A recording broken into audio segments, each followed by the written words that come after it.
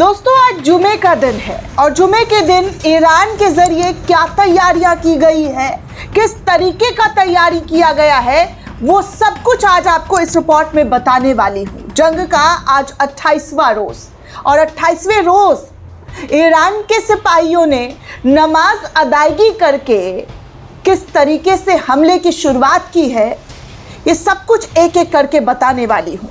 साथ में दोस्तों ये भी बताऊंगी कि कैसे अब तक 93 टैंकों को ख़त्म कर दिया गया है।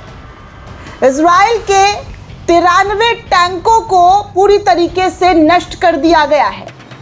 जंग में जो तबाही और बर्बादी नज़र आ रही है वो एक एक करके आपके सामने स्क्रीन पर रखने वाली हूँ। दरअसल दोस्तों खबर ये आ रही है कि आज जुमे का दिन है और ईरान के लोग खुदा को मानने वाले लोग हैं, ईमान वाले लोग हैं और हर एक मुसलमान का फ़र्ज़ होता है कि वो कभी नमाज़ पढ़े ना पढ़े लेकिन जुमे के दिन ज़रूर नमाज़ पढ़ते हैं। ये एक इस्लाम के मानने वालों को अच्छे से पता होगा दोस्तों। वैसे तो 5 वक्त नमाज मुसलमानों पर फ़र्ज़ है, लेकिन आज ईरान के अंदर दोस्तों बड़ी तैयारी की गई है और ईरान की अंडरग्राउंड मिसाइल के अंदर, जी हाँ, जहाँ पर उनका अंडरग्राउंड टनल्स है, मिसाइल रखे गए हैं, उस टनल के अंदर नमाज अदायगी की तस्वीर सामने आई है।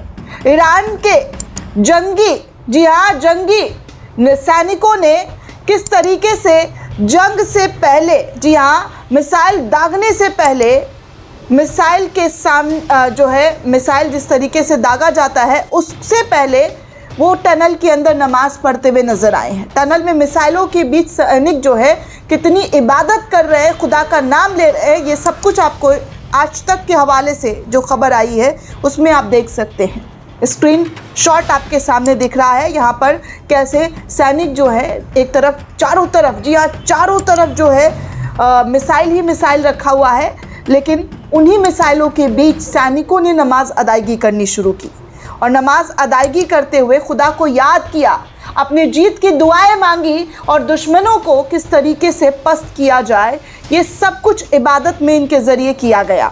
वहीं दोस्तों आपको एक और बड़ी जानकारी दे दूं कि पिछले 24 दिनों के अंदर इजराइल की हालत ऐसी कर दी गई है हिजबुल्लाह के ज़रिए कि उनके 93 टैंक जो हैं वो भस्म हो गए हैं, ख़त्म हो गए हैं। बिल्कुल सही सुना आपने। लेबनान के ख़िलाफ़ इजराइल का युद्ध 2 मार्च 2026 से शुरू हुआ। 2026 से शुरू हुआ है दोस्तों लेबनान के साथ इजराइल का युद्ध। 26 मार्च तक ठीक कहें तो 24 दिन में हिजबुल्लाह ने जो लेबनान की ओर से अपने देश की रक्षा के लिए जो लड़ाई लड़ी है, उस लड़ाई में इजराइल के 93 टैंकों को निशाना बनाया गया। ये एक बेमिसाल उपलब्धि के तौर पर इस वक्त हिजबुल्लाह को लेकर लोगों के ज़रिए लिखा जा रहा है कि इजराइल का बख्तरबंद डिवीज़न पूरी तरीके से अब टूट चुका है।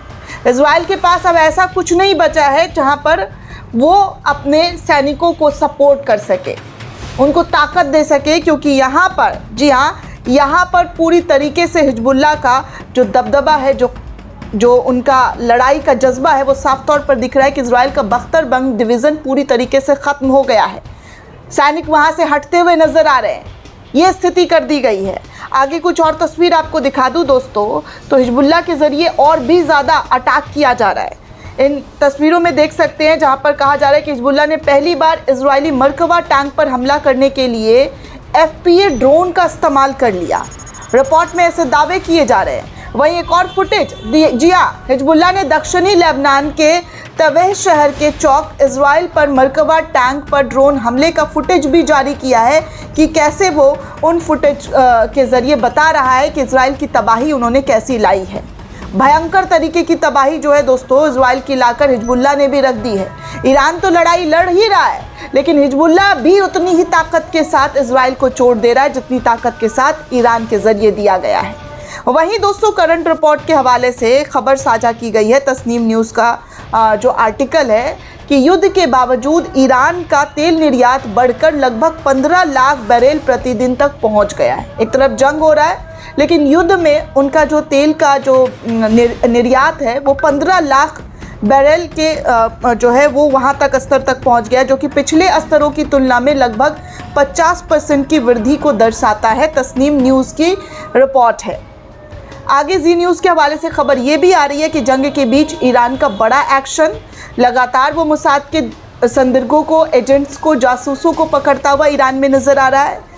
इससे पहले 100 लोगों को पकड़ा था जासूसों को ईरान के अंदर, उससे पहले 40 लोगों को, फिर एक खबर आई थी कि एक को फांसी की सज़ा भी हुई है, और अभी जो खबर आ रही है वो ये है कि जासूसी डिवाइस रखने के आरोप जो है ईरान के ज़रिए लगाए गए और 2 संदिग्ध जासूसों को हिरासत में ले लिया गया है, गिरफ्तार कर लिया गया है। बाकी आपको आज बता दूं कि इस जंग से अमेरिका को कितना बड़ा नुकसान हुआ है और इस नुकसान की भरपाई अमेरिका सदियों तक नहीं कर पाएगा। अमेरिका जंग में कूद तो गया है, लेकिन हालत एकदम फिसड्डी वाली हो गई है, एकदम पतली कर दी है हालत ईरान ने।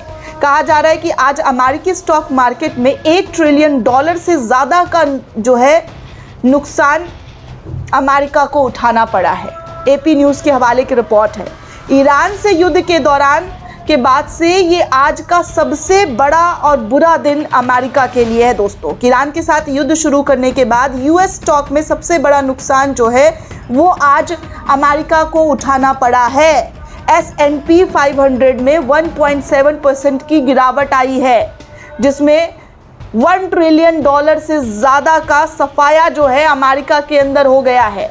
बाकी दोस्तों, रूस के राष्ट्रपति व्लादिमीर पुतिन का भी स्टेटमेंट आया है। व्लादिमीर पुतिन कह रहे हैं कि ईरान युद्ध के नतीजे इतने खतरनाक और भयावह हो सकते हैं जितना कोविड-19 महामारी के दौरान दुनिया को भुगतना पड़ा था। ये चेतावनी रूस के राष्ट्रपति व्लादिमीर पुतिन के जरिए दी गई है। आगे आपको एक और जानकारी दे दूं दोस्तों, तो ईरान 1 महीने के युद्ध के बाद भी अपने रिजिम के साथ खड़ा हुआ है। अब ट्रंप के पास सिर्फ 1 महीना है और संकेत ग्राउंड ऑपरेशन के भी दिखाई दिए जा रहे हैं। तेहरान में बूट्स ऑन ग्राउंड आसान नहीं होगी। ऐसी गलती रूस ने भी कीव में की थी। रूसी सेना बुचा नरसंहार के बाद लौट गई थी। उस वक्त, जी हाँ, उस वक्त भी कहा जा रहा था कि कितनी भारी तबाही जो है देखने सुनने को मिल रही है। ऐसे में सवाल उठता है कि अमेरिकी ग्राउंड ट्रूप्स की बढ़त तैनातगी का मतलब और मकसद क्या हो सकता है। रिपोर्ट के मुताबिक इस तैनातगी में इन्फेंट्री और आर्म्ड व्हीकल्स शामिल हो सकते हैं। ये पहले से मौजूद करीब 5000 मरीन और 82वीं एयरबोर्न डिवीज़न के पैरा ट्रूपर्स के साथ ज्वाइंट कंबाइन जो है ऑपरेशन किया जा सकता है।